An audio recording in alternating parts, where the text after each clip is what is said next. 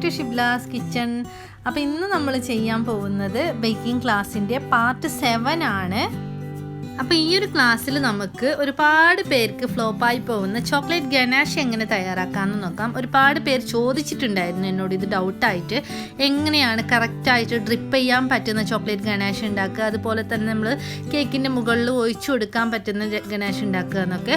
അപ്പോൾ അത് കുറച്ച് കാര്യങ്ങളൊന്ന് ശ്രദ്ധിച്ചു കഴിഞ്ഞാൽ നമുക്ക് എളുപ്പത്തിൽ തന്നെ ഉണ്ടാക്കിയെടുക്കാൻ പറ്റും. നമ്മൾ എടുക്കുന്ന ഇൻഗ്രീഡിയൻസിൻ്റെ അളവ് കൃത്യമായിട്ട് ശ്രദ്ധിച്ചു കഴിഞ്ഞാൽ മാത്രം മതി, വേറെ ഒന്നും ചെയ്യേണ്ട ആവശ്യമില്ല. അപ്പോൾ നമുക്ക് നോക്കാം എങ്ങനെയാണ് പെർഫെക്റ്റ് ആയിട്ട് വൈറ്റ് ചോക്ലേറ്റ് ഗനാഷ് ചെയ്യുന്നതെന്ന്. വീഡിയോ ഇഷ്ടമാവുകയാണെങ്കിൽ തീർച്ചയായിട്ടും ലൈക്ക് ചെയ്യാനും ഷെയർ ചെയ്യാനും മറക്കരുതേ. അപ്പോൾ നമുക്ക് വേഗം തന്നെ വീഡിയോയിലോട്ട് പോവാം.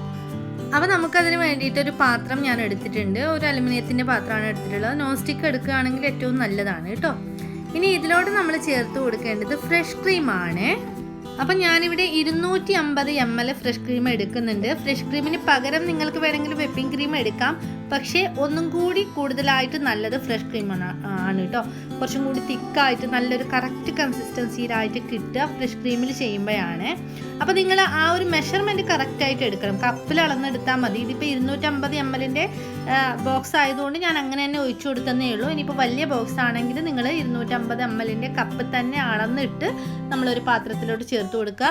പിന്നെ പ്രത്യേകം ശ്രദ്ധിക്കേണ്ടത് ഫ്ലെയിമാണ്. ഫ്ലെയിം ലോ ഫ്ലെയിമിൽ വെച്ചിട്ട് വേണം നമ്മൾ ക്രീം ഒഴിച്ചു കൊടുക്കാനായിട്ട്.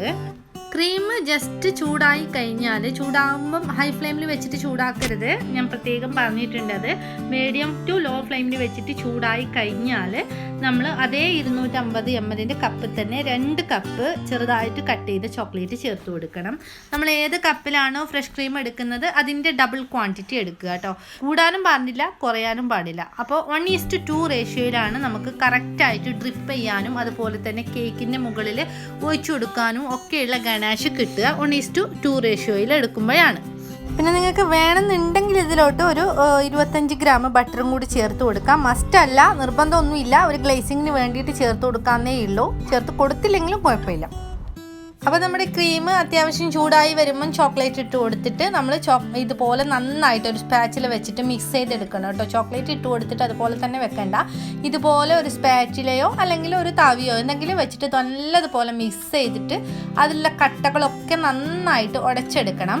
അല്ലെങ്കിൽ നമ്മൾ കേക്കിൻ്റെ മുകളിലോട്ട് ഒഴിച്ചു കൊടുക്കുമ്പം നമുക്കൊരു ഫിനിഷിങ് കിട്ടില്ല. അപ്പോൾ അതിന് വേണ്ടിയിട്ടാണ് ചൂടോടെ തന്നെ നമ്മളിതുപോലെ നന്നായിട്ട് മിക്സ് ചെയ്തെടുക്കണം. ഇപ്പോൾ ഞാൻ ഫ്ലെയിം ഓഫ് ചെയ്തിട്ടുണ്ട് കേട്ടോ. ആ ചോക്ലേറ്റ് ഒക്കെ ഒന്ന് മെൽറ്റായി വരുന്ന സമയത്ത് നല്ല ഫ്ലെയിം ഓഫ് ചെയ്യുക. ഫ്ലെയിം ഓഫ് ചെയ്തിട്ട് നല്ലതുപോലെ കൈകൊണ്ട് തന്നെ ഒന്ന് മിക്സ് ചെയ്ത് കൊടുത്താൽ മതി. അപ്പോൾ തന്നെ അത് മെൽറ്റായി കിട്ടിക്കോളും. ആ ഒരു ചൂടി കിടന്നിട്ട് തന്നെ അത് മെൽറ്റായിക്കോളും. ഇപ്പോൾ ഇത്രയും മെൽറ്റായതിന് ശേഷം നമ്മൾ ഫ്ലെയിം ഓൺ ചെയ്യേണ്ട ആവശ്യമില്ല, പിന്നെ അത് കരിഞ്ഞു തുടങ്ങും. അതുകൊണ്ട് തന്നെ ഫ്ലെയിം ലോ ഫ്ലെയിമിലാണെങ്കിൽ പോലും ഓൺ ചെയ്യേണ്ട ആവശ്യമില്ല, ഓഫ് ചെയ്തിട്ടാൽ മതി കേട്ടോ. ഓഫ് ചെയ്തിട്ട് ഇതുപോലെ നന്നായിട്ട് മിക്സ് ചെയ്തിട്ടിട്ട് ഇതൊന്ന് തണുക്കാൻ വേണ്ടിയിട്ട് വെയിറ്റ് ചെയ്യണം. ഇതാ കണ്ടില്ലേ, ഇപ്പോൾ കട്ടകളൊന്നും ഇല്ലാണ്ട് തന്നെ മെൽറ്റായിട്ട് കിട്ടിയിട്ടുണ്ട്. ഇനി ഇതൊന്ന് റൂം ടെമ്പറേച്ചറിലോട്ട് എത്തുന്നത് വരെ വെയിറ്റ് ചെയ്യണം. ഒരുപാട് തണുക്കാൻ വേണ്ട, ഒരുപാട് ചൂടോടെയോ അല്ല നമ്മൾ കേക്കിൻ്റെ മുകളിലോട്ട് ഒഴിച്ചു കൊടുക്കുന്നത്. ജസ്റ്റ് നമുക്ക് കൈ കൊണ്ട് ടച്ച് ചെയ്യാൻ പാകത്തിന് വേണം തണുക്കാനായിട്ട്. ഇനി ഇതിങ്ങനെ തന്നെ ഒന്ന് മാറ്റി വെച്ചിട്ട് കേക്ക് ഐസിങ് ചെയ്തതിൻ്റെ മുകളിലോട്ട് നമ്മൾ ഒഴിച്ചു കൊടുക്കുകയാണ് കേട്ടോ ചെയ്യുന്നത്. അപ്പം ആ ഒരു കറക്റ്റ് ചൂട് നിങ്ങൾ മെയിൻറ്റെയിൻ ചെയ്താൽ മതി. ഇപ്പോൾ ഇത് കറക്റ്റായിട്ട് തണുത്തിട്ടുണ്ട്. ഇതുപോലെ നമുക്ക് കുറച്ചൊന്ന് ലൂസായിരിക്കണം. നമ്മൾ കൈ കൊണ്ട് തൊടുമ്പം നമുക്ക് ഈ ഒരു വിരൽ നമുക്ക് ആ ഒരു ഗനാഷിൽ ഡിപ്പ് ചെയ്യാൻ പറ്റണം. അത്രയും ചൂട് ഉണ്ടായാൽ മതി, അതിനേക്കാളും കൂടുതൽ ചൂട് വേണ്ട കേട്ടോ. എന്നിട്ട് നമ്മൾ നന്നായിട്ട് തണുത്തിട്ടുള്ള കേക്കിൻ്റെ മുകളിലോട്ടാണ് ഒഴിച്ചു കൊടുക്കുന്നത്. അപ്പോൾ ഞാനിതിപ്പോൾ ജസ്റ്റ് കാണിക്കുന്നതേ ഉള്ളൂ. ഇതൊരു വെനില വെൽവെറ്റ് കേക്കായിരുന്നു. അപ്പോൾ ഇതിൻ്റെ റെസിപ്പി ഞാൻ ഇൻഷാല്ലാ ഇടുന്നുണ്ട്. അപ്പോൾ ഞാൻ ഡീറ്റെയിൽഡ് ആയിട്ട് തന്നെ എങ്ങനെയാണ് ഇതിൻ്റെ വയർ റാക്കിൻ്റെ മുകളിലോട്ട് വെക്കുന്നതെന്നും എടുക്കുന്നതെന്നും ഒക്കെ കാണിച്ചു തരാം. ഇപ്പം ഞാൻ ഗനാഷിൻ്റെ തിക്നെസ് കാണിക്കാൻ വേണ്ടിയിട്ട് ജസ്റ്റ് ഒന്ന് നിങ്ങൾക്ക് കാണിക്കുന്നതേ ഉള്ളൂ കേട്ടോ. ഇപ്പം ഞാനിത് വയർ റാക്കിൻ്റെ പുറത്തുനിന്നും മാറ്റിയിട്ടുണ്ടായിരുന്നു. അപ്പോൾ അതൊക്കെ ഞാൻ ആ ഒരു കേക്കിൻ്റെ റെസിപ്പിയിൽ ഡീറ്റെയിൽഡ് ആയിട്ട് പറഞ്ഞുതരാം ഇൻഷാല്ലാ.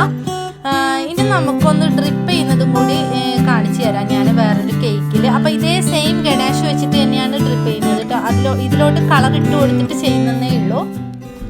അപ്പോൾ ഇതൊരു ബ്ലൂബെറി കേക്കാണ്. ഇതിൻ്റെയും റെസിപ്പി ഞാൻ ഇൻഷാല്ലാ അപ്ലോഡ് ആക്കുന്നുണ്ട്. അപ്പോൾ അതൊക്കെ എല്ലാവരും കാണണം. അപ്പോൾ ഈ ഒരു വീഡിയോ എല്ലാവർക്കും യൂസ്ഫുൾ ആവുമെന്ന് വിചാരിക്കുന്നു. ചോക്ലേറ്റ് ഗനാഷ് ഇതുവരെ ട്രൈ ചെയ്തിട്ട് നോക്കാത്തവർക്ക്, ശരിയാവാത്തവർക്കൊക്കെ ഈ ഒരു വീഡിയോ നോക്കിയിട്ട് ശരിയാവുമെന്ന് വിചാരിക്കുന്നു. എന്തായാലും നിങ്ങളുടെ അഭിപ്രായങ്ങളൊക്കെ കമൻറ്റ് ചെയ്യുക. വീഡിയോ ഇഷ്ടമായി ലൈക്ക് ചെയ്യുക, ഷെയർ ചെയ്യുക. അതുപോലെ തന്നെ ചാനൽ സബ്സ്ക്രൈബ് ചെയ്തിട്ടില്ല എന്നുണ്ടെങ്കിൽ ഒന്ന് സബ്സ്ക്രൈബ് ചെയ്യുക. വീണ്ടും നല്ലൊരു റെസിപ്പി ആയിട്ട് വരുന്നത് വരേക്കും take care, bye bye, thank you.